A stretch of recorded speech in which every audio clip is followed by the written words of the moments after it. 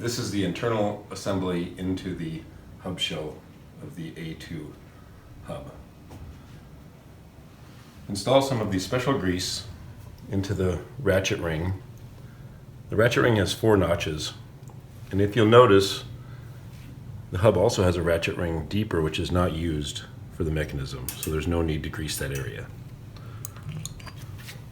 Use a little grease on each of the 4 notches, and then a little grease on the threads of the assembly.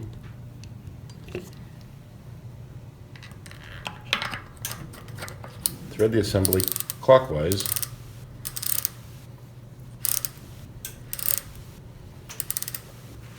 and use the ball cup spanner to torque the internal assembly very firmly. Then clamp the axle in a vise on the axle flats. Use some LMX grease in the bearings. Be careful not to introduce grease into the drum brake area. The left cone threads on.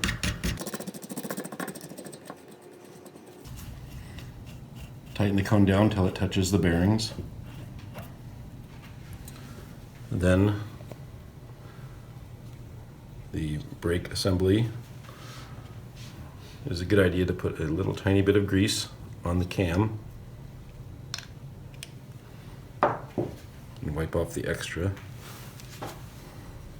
Again, make sure no grease comes in contact with the brake surface. Install the armature down,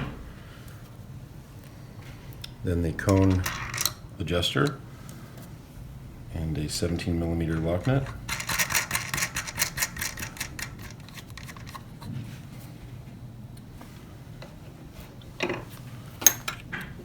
Use the special wrench to hold the cone adjuster and a 17mm wrench and torque the lock nut to 8.5 Newton meters. Check the bearing adjustment at the rim and readjust as necessary. The axle should turn freely with no roughness or play. And then you're done. This is the brake torque arm alignment tool.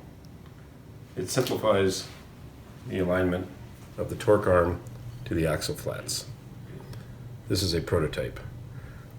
After you remove the wheel and before you loosen the lock nut, simply install the tool onto the axle and drop the pin into the brake arm. Then tighten the set screw and remove the tool. This preserves the orientation, making reassembly easy.